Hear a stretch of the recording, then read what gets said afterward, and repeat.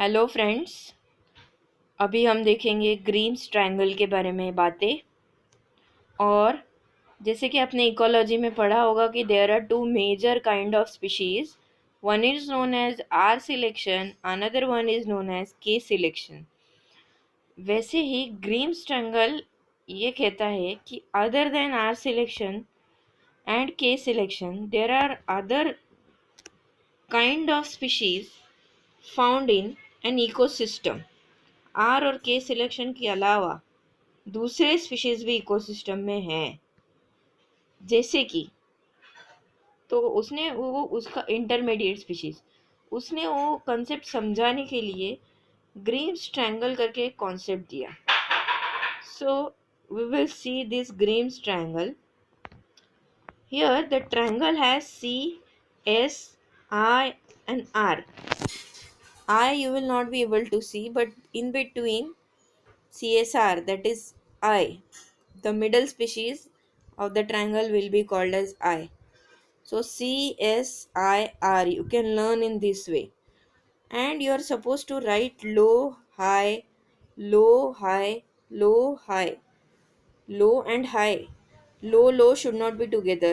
Low and high should be there. Low and high on the two sides of triangle. Low, high, and write CSIR. Further, on one side of a triangle, write down competition, here disturbance, and here stress. Now, C is for competitor species, S is for stress tolerant species, R is for ruderal species.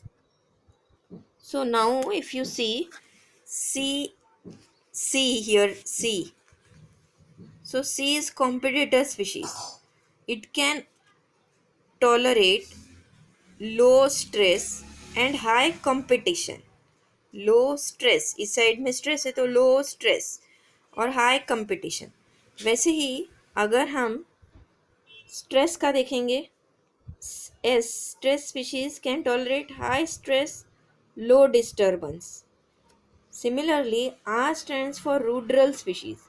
It can tolerate high disturbance but low competition, and obviously stress also low. So high competition, low competition, high disturbance. So these are the characteristics of this species: competitor species, stress tolerant species, and ruderal species. Stress tolerant stress ज़्यादा tolerate करेंगे, competition वाले competition ज़्यादा tolerate करेंगे, और ruderal वाला ज़्यादा disturbance tolerate करेगा. So here I have written the speciality of every species. You can see ruderal can tolerate disturbance high but poor in competition. Example, ephemeral plants. Competitor can compete well but low or no tolerance ability, no stress tolerant ability. Competition कर सकता है लेकिन stress नहीं tolerate कर सकता. और stress tolerant can tolerate extreme stress but cannot tolerate disturbance. Example, mangroves. पहले वाले का एग्जाम्पल एफिमेरल प्लांट्स, दूसरे वाले का many tree species, and stress tolerant मतलब इनका मैनग्रूव्स. ठीक है, रूडरल का एफिमेरल, कॉम्पिटिटर का मैनी ट्री स्पीशीज और स्ट्रेस टॉलरेंट का मैनग्रूव्स. वैसे ही अगर हम सेमलपैरस या एनिमल आइटेरोपैरस हर्ब्स के बारे में बात करें तो उसको ABC करके मैंने दिखाया है. Rest of the things are same, low high low high low high, LH I have written, and here the position is just changed, you can see.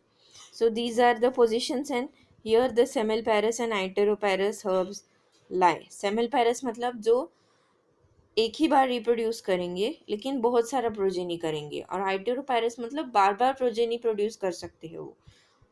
और सी वुडी ट्रीज है, तो ABC यहाँ पे डिनोट किया है. तो ये एक दूसरा तरीके का ग्रीम ट्रायंगल हुआ. सिमिलरली ऊपर वाला ट्रायंगल में हमने RC, CS, CS, CSR और RS को एक्सप्लेन नहीं किया. RC मतलब वो रूडरल और कॉम्पिटिटर दोनों है, वो कंपटीशन भी कर सकती है और डिस्टर्बेंस में भी रह सकती है. CS मतलब कंपटीशन भी कर सकती है और स्ट्रेस में भी रह सकती है. कंपटीशन, स्ट्रेस और डिस्टर्बेंस तीनों कर सकती है, वो है इंटरमीडिएट CSR. और RS मतलब रूडरल स्पीशीज़ है डिस्टर्बेंस भी सह सकती है और स्ट्रेस भी सह सकती है. So this is the explanation for this inner triangle and the inner most triangle. Outer, inner and inner most triangle के एक्सप्लेनेशन हमने देखे. फिर हमने देखा एक एक का एग्जाम्पल. फिर हमने देखा it is a trade-off between three species. That is why three species means competitor, stress tolerant and ruder species. और हमने ये सेमेल्पेरस और आइट्रोपेरस के टर्म्स में भी देखा. तो इस तरीके से हमने आज दो तरीके के ग्रीम्स ट्रायंगल देखे, जो कि जो कहता है कि ग्रीम ट्रायंगल कहता है कि ग्रीन आर और के सिलेक्शन के अलावा भी स्पीशीज, दूसरे टाइप के स्पीशीज है, और उसके लिए उसने ये हाइपोथेसिस दिया हुआ था.